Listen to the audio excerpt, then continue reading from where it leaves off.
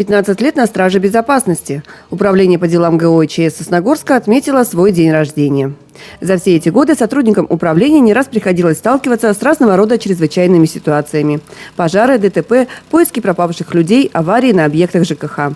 Быстрое реагирование, умелая организация и, конечно же, профессионализм сотрудников помогают в кратчайшие сроки ликвидировать опасности. В честь дня рождения виновников торжества поздравляли в администрации муниципалитета. От имени руководителя администрации Сосногорского района собравшихся приветствовал первый заместитель Сергей Дегтяренко. Самое главное – это то, что вы всегда в самый ответственный момент, в самую важную минуту готовы прийти на помощь к тому, кто в этом нуждается. И эта помощь, как правило, мгновенно, что особо важно в сложной ситуации. От всей души, от себя лично и от имени Виктора Ивановича Шомислова поздравляю вас еще раз с вашим праздником.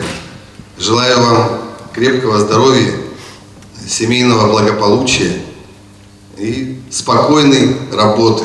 И пусть на вашем пульте как можно реже загорается кнопка «Тревога». В честь 15-летия сотрудникам управления были вручены почетные грамоты и благодарности.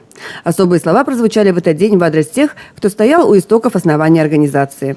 Управление по делам ГО и ЧС сегодня – это мощная структура, способная решать самые сложные задачи в деле спасения человеческих жизней, противостоять природным и техногенным угрозам, ликвидации последствий чрезвычайных ситуаций.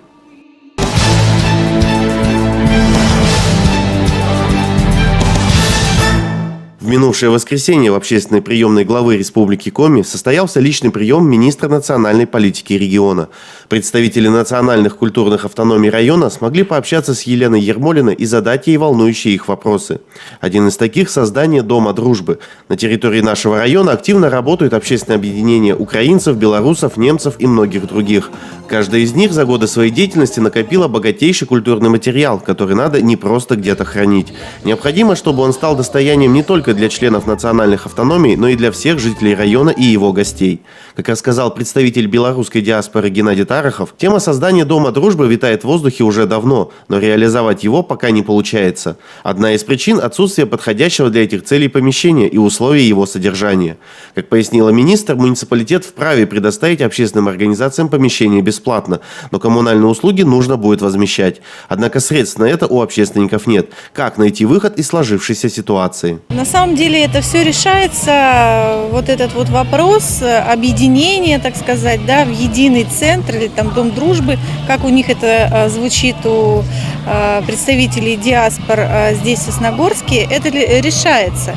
И только что мы разговаривали с заместителем руководителя администрации, да, и обсудили пути, как можно это сделать, и совершенно как бы безболезненные и вполне удовлетворяющие и представителей диаспоры, и, я думаю, учреждения культуры вполне нормальные есть пути.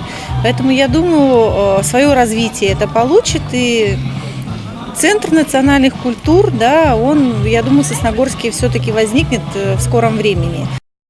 Елена Ермолина также отметила, что в Сосногорске национально-культурные автономии ведут очень большую и интересную работу, и это необходимо поддерживать. Министр привела примеры, как подобные вопросы решаются в других районах. Где-то создаются новые центры, где-то преобразовываются действующие учреждения культуры, да, им придается статус Центра национальных культур. Где-то центры национальных культур входят в состав клубных систем или дворцов культуры.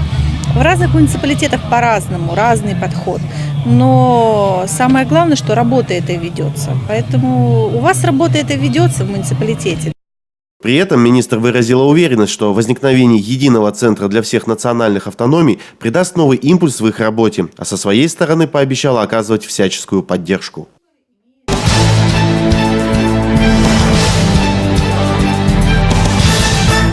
Ближайшие выходные в республике будут жаркими. В среднем температура воздуха будет на 7 градусов выше климатической нормы.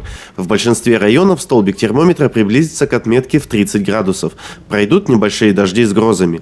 А в Сосногорске в субботу будет облачно с прояснениями. Ночью плюс 14, днем около 30 градусов тепла. Ветер переменный 2 метра в секунду.